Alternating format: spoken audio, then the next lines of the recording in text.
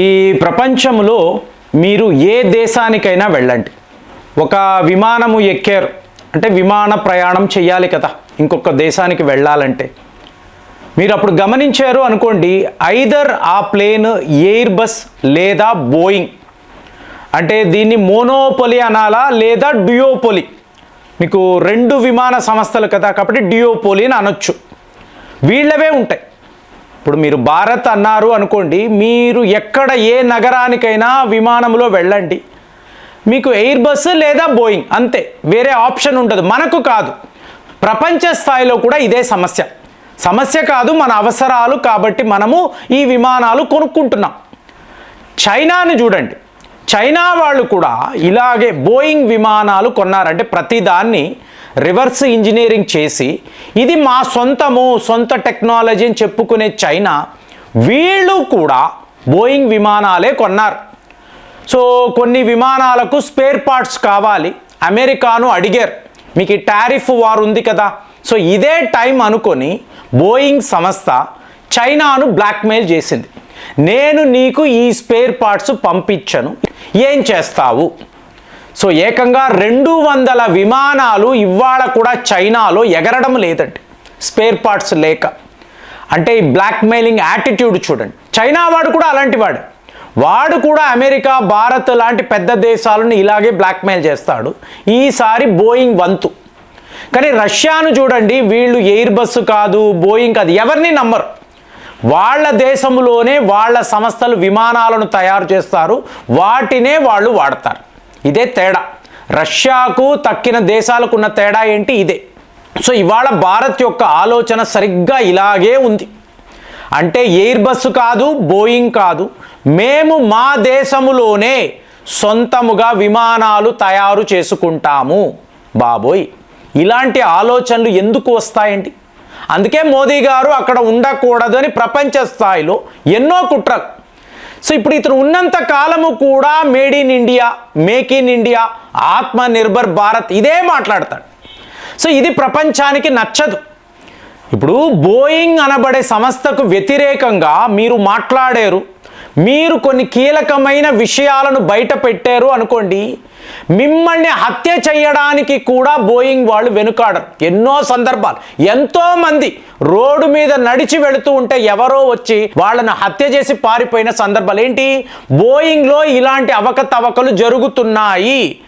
ఒక జర్నలిస్ట్ అవ్వచ్చు లేదా ఒక కామన్ మ్యాన్ అవ్వచ్చు, తేడా లేదండి. వాళ్ళ సంస్థలో ఉన్న ఉద్యోగి ఇలా మాట్లాడినా కూడా అతను మీకు అక్కడ శవముగా మిగులుతాడు. అలాంటి ప్రమాదకరమైన సంస్థలు ఇవి. మరి ఇప్పుడు భారత్ ఏం ఆలోచిస్తుంది అంటే రష్యా మోడల్. ఇప్పుడు రష్యా వెళ్ళారు అనుకోండి, అక్కడ విమానాలను చూశారు అనుకోండి, మీకు సుఖాయ్ విమానాలు కనిపిస్తాయి. భారత్లో మనము ఫైటర్ జెట్స్గా ఈ సుఖాయ్ విమానాలు వాడతాం. సో మొన్న ఈ హిందుస్థాన్ ఏరోనాటిక్స్ లిమిటెడ్ ఈ అధికారులు ఉంటారు చూసారా, వీళ్ళు మాస్కో వెళ్ళారు. ఎందుకు వెళ్ళారు అంటే ఒక మెమరాండమ్ ఆఫ్ అండర్స్టాండింగ్ ఎవరి మధ్య, యునైటెడ్ ఎయిర్ క్రాఫ్ట్ కార్పొరేషన్ అలాగే హిందుస్థాన్ ఏరోనాటిక్స్ లిమిటెడ్. ఏంటండి అంటే 100 సూపర్ సుఖాయ్ విమానాలను భారత్లోనే తయారు చేయాలి. ఇది ఎలాంటి వార్త చూడండి. మీకు ఎయిర్ బస్సు, బోయింగ్ సామ్రాజ్యము కూలిపోతుంది. ఎందుకు అంటే భారత్ ఈ ప్రపంచంలో the 3rd largest aviation market. ఇంకా చెప్పాలంటే మీరు నమ్మరు, 487 ఎయిర్పోర్ట్స్, ఎయిర్ స్ట్రిప్స్. చైనా అంటారా, మనకన్నా ఎంత పెద్ద దేశం అండి, 250 ఎయిర్పోర్ట్స్ మాత్రమే. అంటే మన యొక్క ఏవియేషన్ మార్కెట్ని చూడండి. అలాగే ఇంకా ప్యాసింజర్స్ ఫ్లో, విమానాలు ఎక్కేవాళ్ళని చూశారనుకోండి, ఫస్ట్ అమెరికా ఉంటుంది, తరువాత చైనా, 3వది భారత్. అంటే మన వద్ద ఎయిర్పోర్ట్స్ ఎక్కువ, కానీ విమానాలలో ప్రయాణము చేసే ఈ సంఖ్య ఇంకా కూడా. ఒక కామన్ మ్యాన్, ఒక గ్రామస్తుడు లేదా ఒక పట్టణంలో నివసించేవాడు నేను విమాన ప్రయాణము చెయ్యాలా? ఎందుకు? ట్రైన్లో వెళ్ళొచ్చు కదా, బస్లో వెళ్ళొచ్చు కదా. ఇది అమెరికన్స్ చైనా వాళ్ళు అలా ఆలోచించరు. ఎందుకంటే టైం వేస్ట్. త్వరగా మీరు ఆ నగరానికి వెళ్ళిపోవడం, మీ పనులను చక్కదిద్దుకోవడం, మళ్ళీ వెనక్కి వచ్చేయడం. ట్రైన్ అన్నప్పుడు 2 రోజులు, విమానం అన్నప్పుడు 4 గంటలు, ఇలా వాళ్ళు క్యాల్కులేట్ చేస్తారు. కాబట్టే భారత్ ఏం ఆలోచిస్తుంది, చిన్న చితక పట్టణాలలో కూడా అద్భుతమైన ఎయిర్పోర్ట్స్, అక్కడ మీకు చిన్న విమానాలు అంటే ఏంటి, ఒక 100 మంది ప్యాసింజర్స్. 100 మంది అంటే నిజంగా ఎక్కువే. ప్యాసింజర్స్ 100 అంటే 100 సీట్స్ అంటే ఎక్కువే మన దేశంలో. సో అలాగ ఒక 100 విమానాలను మీరు ఇక్కడే హిందుస్థాన్ ఏరోనాటిక్స్ లిమిటెడ్ వాళ్ళు ఇక్కడే తయారు చేశారు అనుకోండి. సూపర్ సుఖాయ్ విమానాలు ఆటోమేటిక్గా ఎయిర్ బస్, బోయింగ్ వాళ్ళ చిన్న విమానాల దుకాణం అంతా బంద్ అయిపోతుంది. సో మరి భారత్ లాంటి ఇంత పెద్ద దేశంలో ఇలాంటి ఒక విప్లవం వచ్చింది అనుకోండి, ఇది ఒక మైల్ స్టోన్ డిసిషన్ కదా, మీ చరిత్రను తిరగరాసే ఒక నిర్ణయం. రేపేం చేస్తారు, 100 కాదు 200 అంటారు, 300 అంటారు.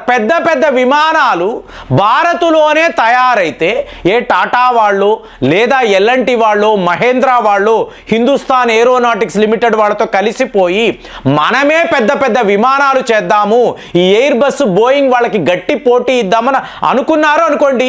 ఏమండి ఇదంతా జరిగేదేనా, డౌట్ వస్తుంది కదా. మరి ఒక 10 ఏళ్ల క్రితం ఇలాగే కదండి ఆలోచించాము.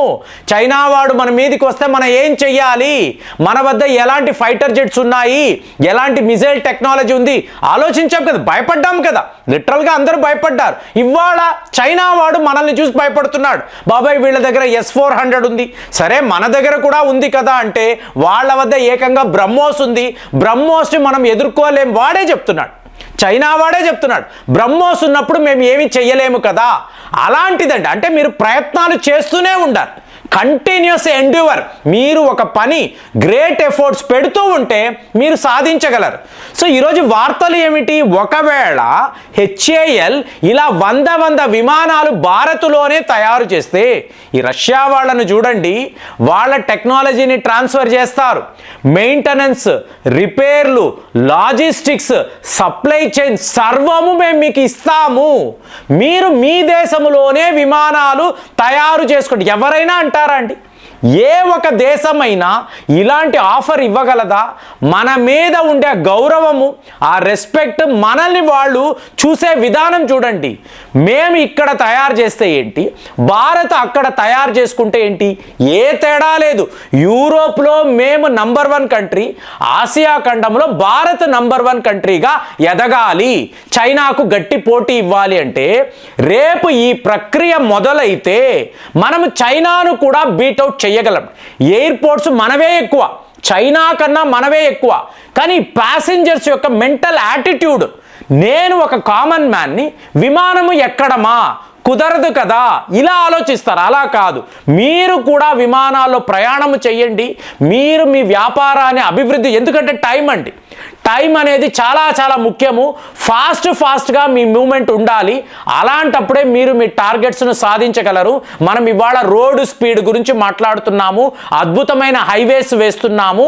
అలాంటప్పుడు మన ఏవియేషన్ రంగము కూడా ఈ విషయములో దూసుకుపోయింది అనుకోండి. ఇలాగ సూపర్ సుఖాయ్ విమానాలు భారత్ అంతా కూడా నిండిపోతే అప్పుడు అసలు సిసలైన పోటీ. చైనా వాడు వెనక్కి వెళ్ళిపోతాడు. ఆల్రెడీ జపాన్ అనండి, ఇండోనేషియా, ఈ దేశాలంతా కూడా మనకు చాలా వెనకబడి ఉన్నారండి, చాలా వెనకబడి ఉన్నారు. ప్రజలకు తెలియదు, అబ్బో జపాన్ అడ్వాన్స్డ్ కంట్రీ, ఇండోనేషియా మనకు పోటీ, ఇలా అంతా ఆలోచిస్తున్నాం. కాదు, మనము చైనాను టార్గెట్ చేస్తున్నాం. సో చైనాను దాటేసేమో అనుకోండి, 2040 వచ్చే నాటికి డైరెక్ట్గా అమెరికానే మనము ఛాలెంజ్ చేస్తాం. ఇదే ఇందులో ఉండే విషయము. సో ఈ పని మనం చెయ్యగలిగితే రష్యా వాళ్ళ సపోర్టుతో మన దేశంలోనే 100 సూపర్ సుఖాయిలు ఇవాళ తయారు కాబోతున్నాయని చెప్పి వార్తలు వస్తే, హిందుస్థాన్ ఏరోనాటిక్స్ లిమిటెడ్ వాళ్ళు ఈ పని చెయ్యగలిగితే ఎయిర్ బస్, బోయింగ్ వీళ్ళ పరిస్థితి ఏమిటి, మీకేమనిపిస్తుంది? కామెంట్స్లో రాయండి. మళ్ళీ వచ్చే వీడియోలో కలుద్దాం. జై హింద్.